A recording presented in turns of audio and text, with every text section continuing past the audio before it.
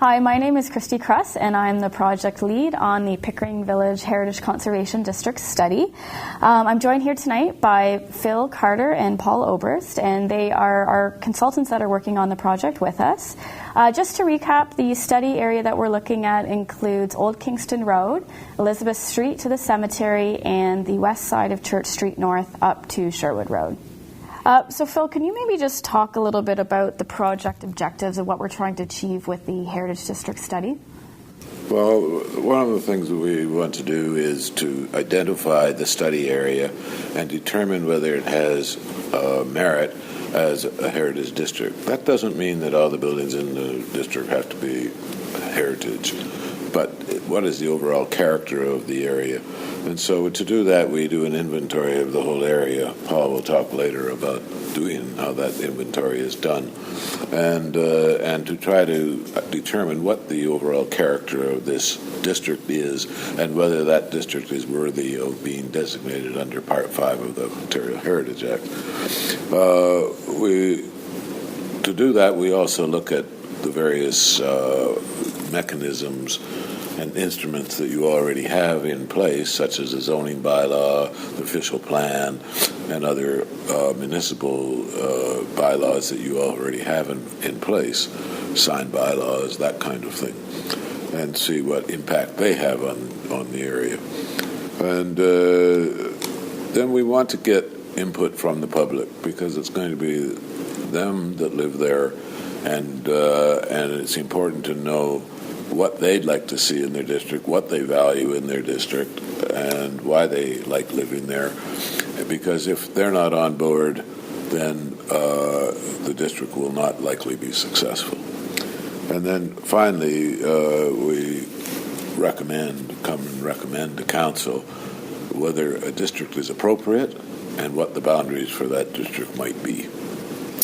And Paul, maybe you can just talk a little bit about the overview of some of the work completed to date, a couple of the public meetings that we've done, and discuss some of that input from background research perspective. Okay. The first thing I always start with is a history of the area, because the idea of the Heritage Act is that we are preserving something about history. So how a place got to be how it is, who contributed, all those kind of things are very important, and it's also very interesting work for me and gets me really started. The second thing we have to do is examine the area and look at the character of the overall character of the area, and we also have a piece that we do that we call the inventory, where we look at every single property in the district and we make a page and sometimes 2 pages concerning that property. It will be photographed. It will be described in architectural terms, description of the materials it's built from, design details and things like that.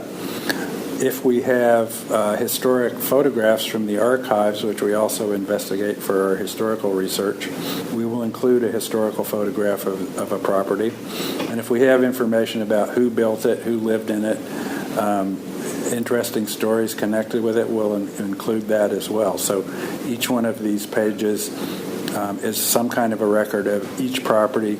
We include properties whether they're historical or not. Like a 1970 bungalow is just perfectly good in there, because what we're trying to do is create a record so in the future people can look at what the district was like on the day it started and can make a judgment about how successful the district was in preserving its character.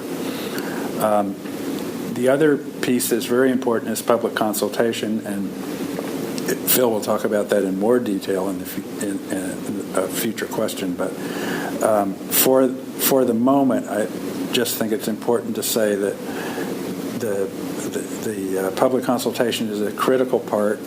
The Heritage Act calls for one public meeting. The Heritage Act requires one public meeting in the whole course of a study and plan.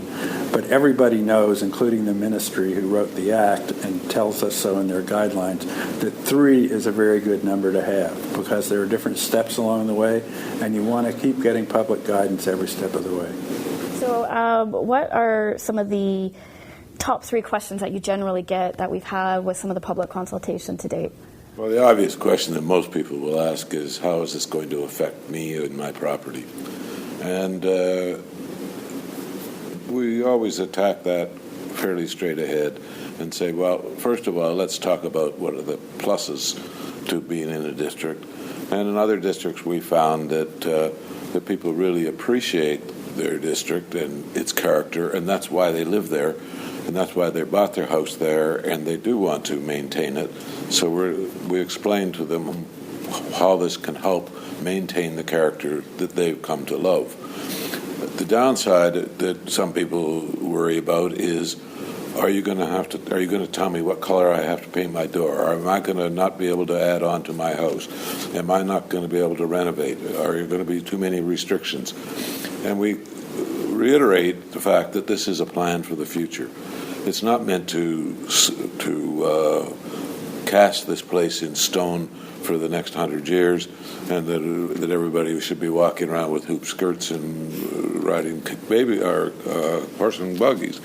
This is really a plan for the future, and it does allow for the development of properties in the district, but with the intent of maintaining the overall character that Paul talked about earlier. So that's one of the biggest questions that we get, is how is it going to affect my property and how I operate? Another question we often get, of course, is how is it going to affect my property values? History has shown, and there's enough studies now done to indicate that, in fact, heritage districts seem to, if anything, improve property values rather than decrease them. And in Port Hope, where I live, people come out to buy heritage properties. They come here because of the heritage district. They're willing to pay more for a heritage house than a similar new house. And so we found that to be on the positive side. People do ask about what's it do about insurance and issues like that. And insurance is insurance. You get a policy for your house. And we haven't had any difficulties in the districts we've done, and I live in a district in Port Hope, and my house is a heritage house, and I've never had any difficulty with insurance. So we just explain that one has to maybe shop around. There are companies that don't like insuring older homes, but that's fine. There are companies that do. So those are some of the questions we get. And I think it's important that people at the end of those questions recognize the plus side, because heritage districts have really helped a lot of communities survive. In Port Hope, it's the downtown commercial district that's the heritage district, and the merchants are all behind it, and in fact we've expanded that district twice because everybody wanted to be part of it because they saw economic advantages to their businesses. So, Paul, maybe you can just briefly touch on when the draft Heritage District study will be ready for public review. We've produced a draft at this point, which is going before the committee that is going to be meeting later tonight. And we'll get comments from the committee that will have to be incorporated into the document. So sometime within the next month, it should be ready. The plan is to put it on the website so people can read it, download it and read it. The public can do that, and so that they can be prepared for the next public meeting, which is going to occur sometime in January, we think. Perfect. And just to conclude, Phil, maybe if people want to go visit a heritage district locally, what areas would you tell them to go take a look at to, experience some of the flavor and character? I know you mentioned Port Hope. Is there anything else around here? Well, as I say, I mentioned Port Hope, and I hope you all come and visit Port Hope because we would love to have you come visit us. Brooklyn and Whitby is a heritage district. We didn't do that district ourselves, but it's in effect. The other one that was one of our earlier projects way back in 1985 is Thornhill, both the Markham side and Vaughan side of Thornhill. And that's interesting because it was done in 1985. So now we've seen a district that survived for, almost 30 years. And what has been the impact of that over 30 years, and the fact that it's still there, and we just upgraded it a bit a couple of years ago, so that it shows that people really value that district over time, and so those are some that you might, if you're going up north, you might want to go to downtown Collingwood. Is another one that's very, very successful and is now, I think, a National Historic Site. Another one that's pretty accessible that's also in Markham is Unionville, which is the Thornhill site suffers from having the great, huge, ever-widened Yonge Street running up the middle of it. But Unionville is a very cute little town with a curve, much like Pickering Village, and it's really worth a visit. So thank you both for joining me today. I think there's been a lot of good information and good updates on where the study's going.